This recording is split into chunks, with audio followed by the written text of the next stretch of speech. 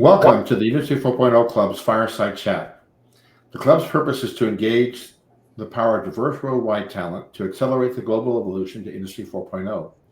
We accomplish this by hosting and supporting respectful, thoughtful, and interdisciplinary open conversations and creating quality content on wide-ranging Industry 4.0 topics to engage the reach of our community.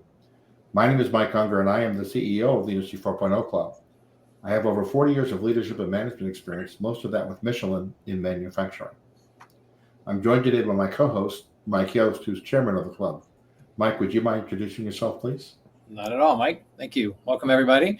My name is Mike Yost. As Mike said, I'm the volunteer chairman of the organization, one of the co-founders and Mike's co-host here on the Fireside Chats. I've been in industry for 35 plus years, with the last 15 being on the industrial nonprofit side. And our work here is, as Mike said, to share voices about Industry 4.0 and the value that can be realized by understanding and adopting the practices and technologies. So we're really excited that today we have with us Jaimie McIntyre Horstman, who's the director of demand forecasting at Procter & Gamble.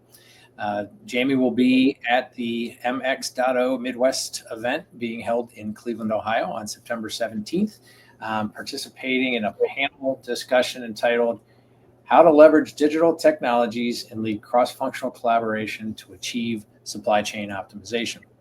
Jaimie's a supply chain leader, helping Procter & Gamble companies grow both the top and bottom lines through improved service, lower costs, and efficient delivery of innovation. She currently leads supply chain for Procter & Gamble's Febreze business, managing over 575 SKUs and 300 customers across North America, using her personal grit, talent development, and data analytics to solve problems at every node. So we look forward to the conversation here with Jaimie. Thank you. Thanks so much. It's nice to be here. Yeah. Before we get into talking with Jaimie, I just want to talk about a bit about MXO Midwest. It's really become the go-to gathering for manufacturers in the region to connect, collaborate, and learn from real-world examples of successful digital transformation, shared straight from the horse's, or if you will, the manufacturer's mouth. Beginning in 2024, the event has empowered local manufacturers to advance their careers and businesses through valuable knowledge exchange and impactful networking opportunities. And, we're excited that Jaimie's going to be there. For those of us listening today on LinkedIn, if you have a question for Jaimie, please put it in the comment box, and we'll do our best to get it to her during our broadcast for her to be able to respond to that. So, again, Jaimie, welcome. So just to get us started, being the Industry 4.0 Club, a real quick question for you. How has Industry 4.0 changed supply chain management from your perspective? Well, Industry 4.0 to me is all about machines improving productivity and improving the visibility of our supply chain and doing it at a very accelerated pace. If I think about productivity, it's taking repetitive actions, predictive tasks, and automating them so they can be done without humans intervening. I think about this as physical tasks. I think about this as mental tasks. So it can be a robot that's stacking pallets, but it also can be an automation that is creating and publishing a daily report, and frees up 45 minutes of time of a person every single day. I don't think of this as replacing humans. I think of this as being able to elevate the work that we get to work on. So what we get to focus on now is much more strategic versus being extremely tactical in nature. I also think from that standpoint, it has a bearing to say that it has impacted how we think about our organizations. So a lot of some of the mundane or menial or repetitive tasks have now been automated, and we now need more and more people in the data science and in the data engineering space to help keep up with the pace of the need for that.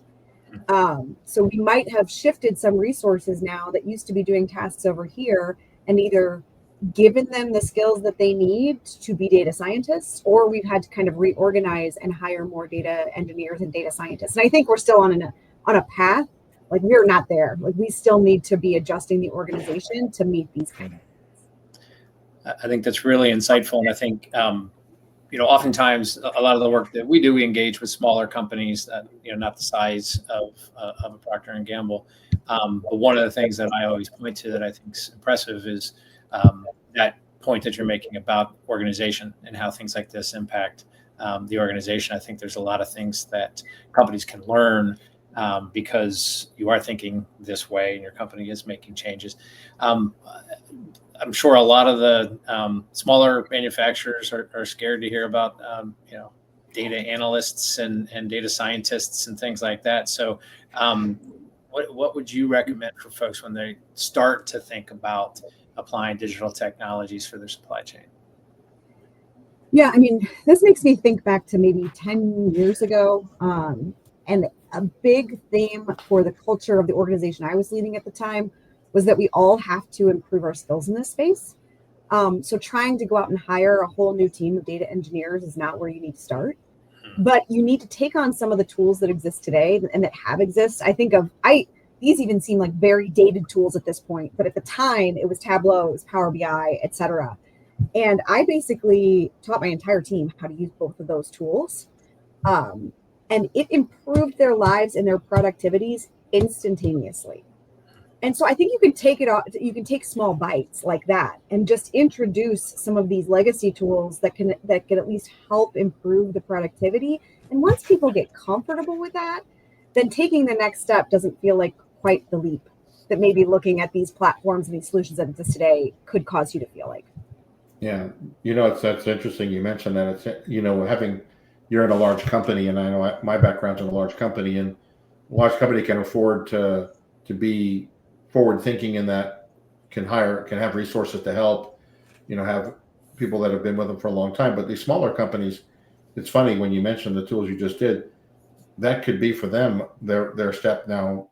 Yeah. And they go, wow, it's so much. It's not so much why they didn't do it 10 years ago. It's let's get started now, because it could be a huge difference, like you alluded to. I'm sure at that time, the steps that you made, even with that, were pretty significant. Yes, absolutely. I completely agree with what you just said. I do think that the smaller companies can take advantage of some of these legacy platforms that have existed now for 10 or 15 years. And now they're very affordable and they're very achievable. And they're very within reach of almost anyone in supply chain of being able to figure out how to use quickly and how to make their lives easier and how to improve their productivity. I guess just a quick question on not the technology side, but from a business practice perspective, how much of your time or the company's time is spent in working with supply chain partners, to bring them along, be part of the process, whether it's learning these types of technologies or best practices or things like that? Yeah. Are you speaking of internally or externally? Well, I guess, yeah. I mean, it depends on, you may have a lot of the, the capabilities internally as well, but yeah, maybe even that as an example, if it's internal teams that are, different, Yeah. what have you. So at P&G, we tend to home grow a lot of our platforms and solutions. We will go out benchmarking and we will even tap into external sources like MIT. But a lot of times, whether it's a new demand algorithm or machine learning platform that we're building, we tend to kind of like grow that from within. Now, the exception to that are big things like ERP systems. So utilizing SAP or a warehouse management tool or TMS. Those are some of the big external platforms that we will definitely collaborate with folks on. That's neat. Going back to the thought on those initial tools and kind of setting off what Mike was asking, when you did that, was that an initiative that you said, look, I need to take my team forward, or did you get that direction from corporate? How did that get started? Because that's pretty cool stuff, that you actually yourself helped your team learn those tools. No, it really stemmed from, we had to be very lean and mean. I was working at the time on one of our sales teams, working with one of our large grocery customers. And we had a total of 4 people working the supply chain that was handling a $900 million business to Kroger. And it was, we were drowning. And so I was just looking for ways to make the work that we had to get done, be able to get it done faster and more efficiently. And so, yeah, I took the initiative to go teach myself Tableau and Power BI. And then I took the initiative to teach my team how to do it too, because I was seeing the benefits. And I think what's really important about that, why I'm glad you shared the story, is that it wasn't somebody else telling you should do that. It was, and a lot of small, mid-sized businesses are in exactly the same place, right? It was that, hey, as a leader, I'm working I've got a couple people I can work with. I don't have to wait for someone to tell me, or Procter & Gamble doesn't give me, the company's not going to give me a bunch of resources. I can go do this and do it and succeed. And I think it's a really great takeaway and story to share. And I think I guess I wanted to bring that out because some of our listeners may think of P&G. Well, I'm not P&G, but what you did is you thought like a small business owner, an entrepreneur, and said, I can take the leadership role and do this. And you did. That's great. Right. Yeah. And being in that sales team environment, we were small but mighty, but it was the most entrepreneurial space that I have worked in my career here at P&G. So I think it was an enabling space for us to think that way. Yeah, that's cool. I just want to remind everybody, if you've just joined us, we are talking today with Jaimie McIntyre Horstman, who is the Director of Demand Forecasting for Procter & Gamble. And if you would like to ask any questions or join the conversation, please do so by putting comments or questions into the comment field, and we would love to get Jaimie's take on those things. Jaimie, I'm wondering, we talk about Industry 4.0 and such, and are there data, the supply chain data that you can capture today that wasn't possible before, that are having a major impact that you're able to share about? Yeah, I have a pretty unique example there from my last role when I was working on the Febreze business. It has to do with our ability now to scrape the internet for unformatted data and compile that and format it in a way that can be extremely insightful to our business. And the example I'm thinking of that I can share is, and we're still working on this solution, but I know we will solve it, is that we had significant issues, and I'm sure a lot of companies do, with understanding Amazon's algorithms, right? Amazon's one of our biggest customers. And their algorithm for how they order our products can be very sporadic. And even the folks that sit with the customer directly can't really explain why the algorithm did what it did. So, like, for instance, one day we could be cruising along, and the next day we could have them order 3 months of supply of one specific item. Right. And then we're out. I mean, because we typically in that business, we're sitting on, I don't know, max of 6 weeks of supply. So we're out, and the supply chain's so long, it's going to take us months to recover from that item. So we just don't have any more of that to sell for 2 months. Well, nobody likes that because you're losing sales, you're disappointing customers, etc. But what we wanted to do, so clearly we would scramble and we'd make more and we would get it there as soon as possible. But we wanted to prevent those outages. We needed to figure out why Amazon ordered so much of that. And it turns out that a lot of those instances were related to their algorithm scraping the internet and finding price comparisons. And if there was any type of deal out there that was on an item similar or exactly like this particular item, it would automatically reduce the price on their website to match. Oh, wow. And not even like their team would understand that that's happening. It's all happening in their algorithm behind the scenes. And so now we've been kind of on a mission to replicate what they're doing so that we can be triggered immediately if there is a potential pricing change that may take place. And we will immediately trigger additional orders of materials, additional production, etc., and adjust our demand profile to show this, that what we were expecting to come, and then we'll be prepared and we won't run out and we'll get more sales. That's fantastic. So I grew up in the MES space and just used to tell everybody that, we used to get very traditional triggers of, an order or a warranty recall or what have you.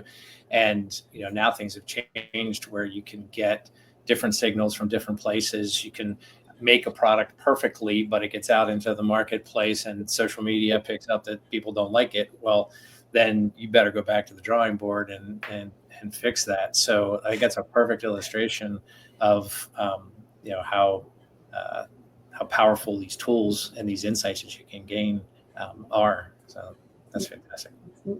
Yeah, that's really neat. It also reminds me, at the end of the day, what you're trying to do is know your customer as well as or better than they know themselves, and that's and understanding the market. And that's really, I think you're highlighting that today's tools can really help you do that. That's really cool. That's neat. So you've just shared one, at least potential success story from the improvements. Is there something else that you'd be willing to share that's kind of an example of a success you've had? Sure. While I was on that sales team working with Kroger, I would say that was where I had my biggest S curve to date on understanding the power of data analytics and utilizing the data to solve problems faster. And we did create something from scratch, basically, that took the focus was on out of stocks, right? Mm-hmm. And how was supply chain causing out of stocks, whether it was on promotion for Kroger or whether it was, just everyday available items. Because that was one of the biggest drivers of lost sales that we were seeing. And so we built a tool that would actually take all of Kroger's out of stock data, but not only that, it would take our P&G internal cut data, so case fill rate data to Kroger, our on-time delivery data to Kroger, and several other inputs, and combine it all together. And it would not only create a list of exception messages to us to say, hey, here are your biggest items that have been out of stock. It would tell us where, so what regions, what stores. It would tell us whether it was promotion driven or just everyday driven. And it would also offer solutions. So based on criteria that we kind of built into it, it would say, hey, this appears to be a promotion driven outage, and the shelf holding power is not large enough to match the velocity during promotion. So you will either need to change the reorder point during promotions or offer a secondary location that you can hold more product. Right? So it would literally go to that level and suggest a solution. And this is where I think there's tons of power, because I think right now, with all the acceleration of the data and even just getting to places where there's dashboards with data, it gets to the so what, right? Or some of it doesn't get to the so what. Sometimes you're overwhelmed with the number of exception messages. You don't even know which one to act on. And then if you do try to act on them, you're like, okay, well, what do I do with this? How do I solve this? So I think that's the power of some of the acceleration we've seen in these tools. Well, it sounds like, I'm listening to you. I'm thinking AI, predictive AI. It's using the data and now creating predictive models, so you can anticipate what's going to happen and react to it before it happens. Yeah, that actually triggered another example. We have not solved this one yet, but we are working on it. So recall COVID. So I now work mostly on our family care business, which is Bounty and Charmin, right? So toilet paper. And recall during COVID, the spikes that we saw, the out of stocks that we saw, and the demand was just insane because people were pantry loading and afraid to run out of toilet paper. Well, we have now trained our consumers that any little supply chain blip that they hear of, they need to go buy toilet paper. And so even when we may not have anything going that would be impacted by that supply chain outage, doesn't matter. There is fear, there is panic buying. And so this has now happened at least 4 times since COVID. So one of the biggest ones was during the port strikes of October last year. The surge was insane. We had an entire month of orders come on the books in like 2 to 3 days in October. We had a recent one. I'd call it a mini panic buy with the tariffs back in May, when the tariffs were going back and forth, and there was so much uncertainty. And so now we're trying to build those examples into a model such that we can be more predictive of geopolitical, occurrences that are being talked about in the news. And will we see some sort of panic buy associated with this? And if so, will it be more like a COVID or will it be more like a tariff? And so that we can be more proactive with that kind of a thing.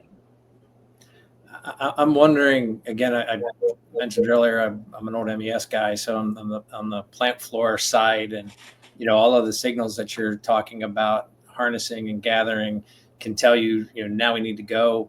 Can you talk a little bit about like how much you have to work across the organization so that if you find that there's this new demand spike or something's coming, you have a whole bunch of the organization that still needs to figure out how to go and deliver it, quality products at the right price points, all those sorts of things. So how much collaboration across the business do you get into? It's all collaboration, and that will not go away. You can't replace collaboration with machines. The machines will make us smarter and more productive, but we still have to have the inputs from our customers, from our sales team, from our commercial team, like our brand team on what their plans are. All of those things have to go into it. But then there's also the downstream communication and collaboration that has to take place, like you said, as far as making sure our supply partners understand that we're putting these demand changes into the system so they're not surprised by it.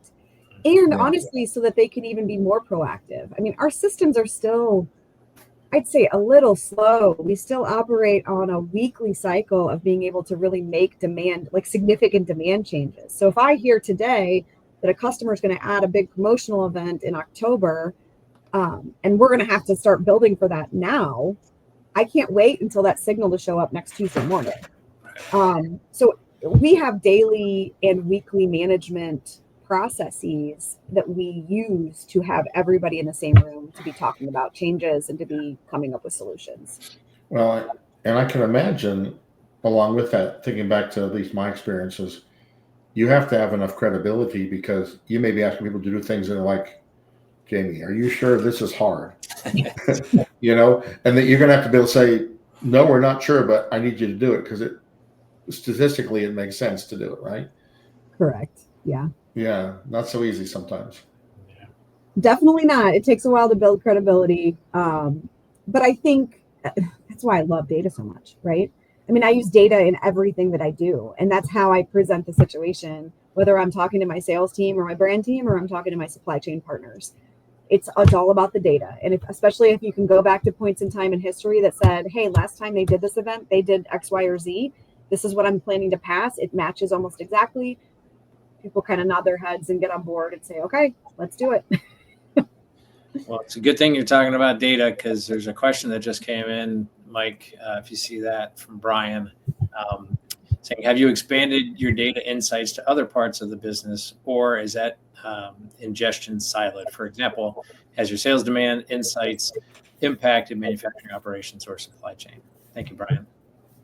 Yes, we have a couple of different functions within P&G. One is called Consumer Market Knowledge, so CMK. The other is our Analytics and Insights groups. And we work very closely together to take anything they're learning about our consumers and our consumers' habits and behaviors that might impact our forecast, as well as the A&I group does a consumption model forecast. So if we think about supply chain, we're typically thinking about what are we going to ship to our customers. But the A&I group takes it to the next level and actually forecasts what we think our consumers, our shoppers, are going to do at our retailers and how much they're going to consume. And then we have to do the mass balance of shipments, consumption, and trade inventory, the inventory that our retailers are all sitting on, and do predictive modeling to understand each month, what do we think we're actually going to ship? So yeah, there's a ton of collaboration and insights that are gained from other organizations that we work on every single month as we can work towards our consensus of the forecast. Sounds like so much work. I'm surprised you could take time to be here with us. Share. So as we thinking about the panel you're going to be on at MXO Midwest, what do you hope that folks take away from that session that you're going to be part of? Yeah, I mean, I think there's a couple things. One, we've touched on this a little bit. You've got to step outside your comfort zone to remain competitive. So you've got to go out there and you've got to try something new. So the world is accelerating the space of digital technologies, automation, AI, machine learning, all those things. If it seems too hard to leap to AI and machine learning, like we said, start small and start with something like Power BI that can make a huge difference right now and get comfortable with it and then move to the next thing. So I think the other thing I think I would say is if you're also kind of like hesitant to get into this space, start small with things like podcasts. There are so many supply chain podcasts out there. The two that I subscribe to the most are Let's Talk Supply Chain and Supply Chain Now. And their focus is on bringing in industry partners that can help introduce you to new technologies and platforms and solutions that are out there. And it's a very simple way to just broaden your horizon and learn more and kind of put your toes in the water of Industry 4.0. That's really great. We advocate a lot of people when they talk about Industry 4.0, they define like adoption, so implementation of a solution as the point at the start of your journey. But I think the point you just raised, as far as being on podcast, sharing information like you're doing right here, is an integral part of people getting started. So I think that's really valuable insight that you're sharing there. Yeah, thank you. So we're kind of reaching the end of our time together, and kind of to help us wrap up, Mike, maybe you share a final thought that you picked up from today, and then Jaimie, maybe one last chance for you to share your final thoughts before we wrap up. Yeah, I mean, a number of things. I've feverishly been taking notes, so I'm really looking forward to your panel, Jaimie, and hearing you speak. Jaimie talked about visibility and productivity, and the organizational impact that the organization is learning how to be digital, for lack of a better term. I think that's really, really powerful. But probably the biggest takeaway is Jaimie's passion around data and the value of having access to data, and then how you can turn the data into something of value. So really appreciate you sharing all of those insights, Jaimie. Awesome, thank you. Jaimie, how about yourself? What would be some final thoughts as we wrap up for the audience today? Yeah, I mean, I think we just all need to think about our organization and what is the organization of the future. Not just about staffing adequately in the data space, but where do we think we can actually shift roles from and to, and change the seats on the bus. We all need to embrace this in order to remain competitive. And so start small and grow as quickly as you can. Well, that's fantastic. Thank you for that. So thanks for taking time out of your schedule to share your insights, Jaimie, in terms of digitalization and also supply chain improvements, and also for giving us a preview of your participation at MXO Midwest, which will be happening on September 16 and 17 in Cleveland, Ohio. We hope you decide to sit in for Jaimie's presentation and join the club at the conference. If you haven't signed up already, here's the website. Please go there and register. We'd love to see you there. As you've heard some from Jaimie, Jaimie's one of many remarkable speakers that will be there, and I think you'll learn a lot. Anyway, just as we wrap up the club, as Jaimie mentioned earlier, we want you to take some action. She shared a couple: listen to a podcast, for example, read an article, attend a workshop, develop a smart manufacturing roadmap for your plant or company, or ask your team to do so. Either way, move forward, and we'd love to hear what you're doing. So drop us a note on our website at www.industry40club.com or on our LinkedIn page. We also host these conversations weekly, and so if you'd like to join us on the conversation, please drop us that note at our website or LinkedIn page. We'll see if we can't organize that and have you on as one of our guests. With that, Mike, thank you very much for the time. Jaimie, sounds like you're doing some great stuff at P&G, so thanks for that. Yeah. Wonderful. Anyway, thanks for having me. Thanks, Have a great week, everybody. Thank you.